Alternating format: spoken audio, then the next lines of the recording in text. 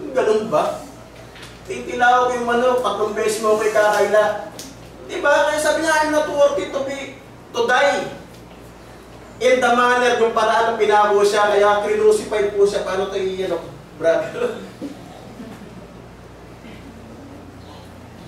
Yan! Ganyan pong ginawa sa kanya during the reign of Emperor Nero. At ang isa po, si Paul, paano po siya pinatay? Same din po yung pinatay ko. Kasi po si Paul, mga kapatid, si Paul is a Roman citizen. Mababasa niyo po in chapter 22 ng Book of Acts. No? Book of Acts chapter 22. At ang mga verses po, ang alam po to, 25 to 28. Si Paul po kasi, Roman citizen. Kapag Roman citizen ka, exempted sila sa punishment na crucifixion. Kaya ang ginawa po sa kanya, Paul, siya po yung binubutan ng ulo. Paano i-ano to? Ayan. Binubutan siya ng ulo dahil siya po ay Roman citizen.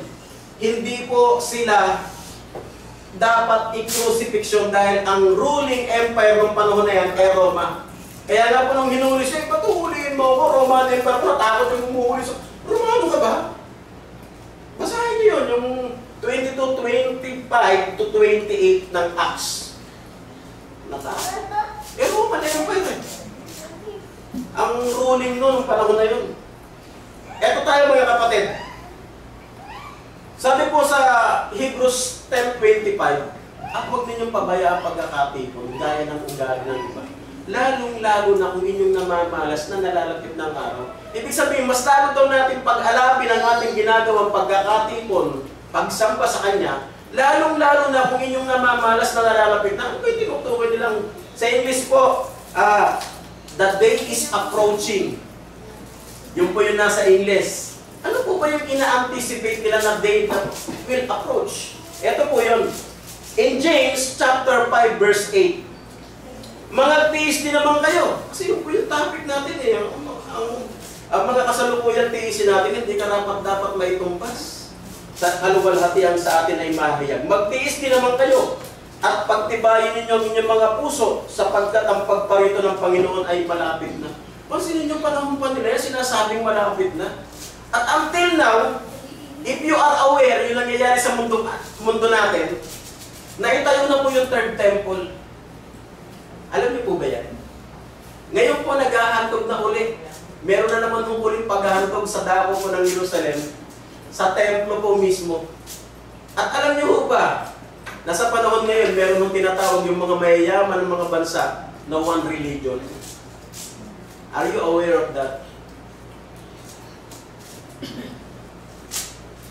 Mga kapatid, yun ho yung talagang ina-anticipate nila yung pagparito ng Panginoon. Malapit na. Mas lalo ngayon, sabi nga ng iba eh, mas lalong malapit na. Mas nararamdaman mo na yung mga pangyayari, yung mga... Alam mo ninyo, nung dati ang ginagawa yung kasamaan sa panahon ng madilim. Ngayon ho, panahon pa ng liwanag eh, tanghaling tapat na may nanguhold up. Tama mali? Mas lalong garapal na ang gawa ng kasamaan ngayon. Nung dati medyo ginagawa pa nila ng dilim eh. Di ba? Tuloy po natin. Kaya gaano kahalaga yan? In 2 Thessalonians chapter 2 verse 1, ang sabi po ni Apostol Pablo ron, ngayon, aming ipinamamanig sa inyo mga kapatid tungkol sa pagparito ng ating Panginoong Jesucristo. Kasi yun ang ina-anticipate nila eh. Number 1 yan. Tapos, binayos versa niya. At ang ating pagkakatipon sa Kanya. Kung kayo po'y nagsusulat, sana po pakisulat po ninyo magkakarugtong lahat yan. Kanina po binanggit, lalong-lalo na kung inyo namamalas na malapit na. Ito naman binaligtad, yung pagparito ng Panginoon, and then yung ating pagkakatipon sa Kanya. Napaka-importante pala talaga nitong pagkakatipon na ito, mga kapatid. Gaano ito ka-importante? Paano ito pinakita ng mga unang lingkod? Partikular, siyempre yung nagtuturo. Sabi nga nung kanta ng Black Eyed Peas, if you practice what you preach. Sarap yun eh. Alam niyo ba yung ano yung kanta na yan? Yung kanta ng Black Eyed Peas, where is the love? If you practice what you preach. So, tanongin natin si Paul sa'yo nag-preach kung paano niya pre-practice. Ito, pasin niyo pa, in the book of Acts chapter 20, verse 5 to 7. So, ang events dito, pinatawag po ni Paul lahat ng mga elders sa Ephesians kasi may mangyayari 2028, alam niyo yung mga talatang yan. Pag alis ko, mag-isipasok sa inyo galit na lobo. Kaya ang pinatawag niya mga elder, yung mga nangangasiwa ng kawan. So, ito po, these men went first. Meron pong mga lalaki na nauna sa kanila. Went first of Paul, they waited for us in the city of Troas. We sailed from the city of Philippi. Nagsasalita po rito si Doc Luke. Isa po siyang physician. Nakasama po ni Paul sa missionary journey niya. And after the festival of unleavened bread, we met this man in Troas 5 days. So ibig sabihin, nauna ito, hinintay sila 5 days para ma-meet nila itong mga elder na ito. Na mayroon pong mangyayaring meeting, pagpapatawag ng mga matatanda sa iglesia. And they stayed there 7 days. Kung titinan nyo kalendaryo, ang 7 araw, Sabat, o Sabado. Ano yung susunod? Ano yung sunod? Sunday! Verse 7. Tingnan niyo po On Sunday, wow. Pansinin niyo po, na-meet nila si Apostol Pablo, si Doc Luke, Doctor for short. Kasi physician siya. Nag-anticipate pa sila ng 5 days sila at saka sila nag-meet doon sa Troas. Then, nag-stay sila for 7 days. Pansinin niyo kung gano'n nila in-anticipate to. Isa lang yung pagsamba dapat kinasasabigan natin eh. Dapat Sabado pa na, excited na tayo, isusuot ko. Tignan niyo ito pa, pag humaharap tayo sa mayor, haharap tayo sa presidente, di ba, gusto natin, uy, lansyado tayo. How much more haharap tayo sa Diyos, ba't hindi tayo natin i-anticipate yan ng lalong maganda? Tama ko ba? Payag kayo? Kasi may pupunta, nakatsinelas, nakasanto, nakapambahay. Pero pag haharap tayo, mayor, ang ganda-ganda ng form, suot mo pa yung the best of the best mo. Yan yung pinakabago ko.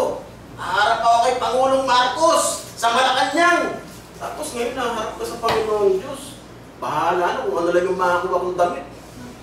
Mini-mini-man yung eto na. Di ba? Huwag ganon. Verse 7.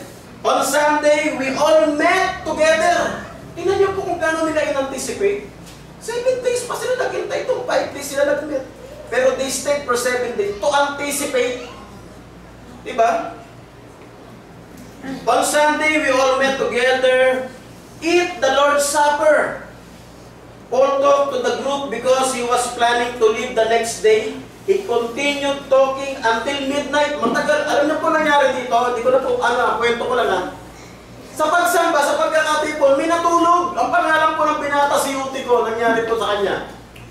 Nahulog. Patay. Bakit naman kasi kung kailan sa pagkakatipon na natutulog tayo? Ang ganda-ganda ng topic.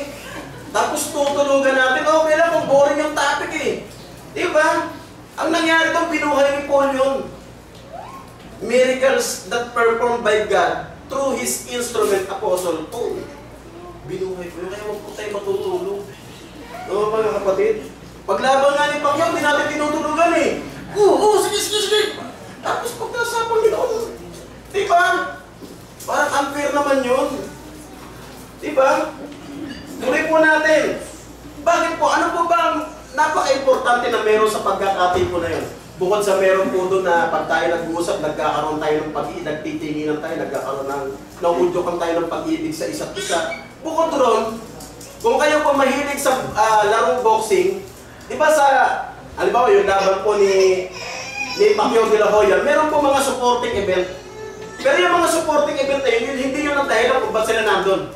They were there for the main event. Because sa pagkakatipon po natin, meron po kasing main event. What is the main event? In 1 Corinthians 11:23, this is the main event of our worship assembly.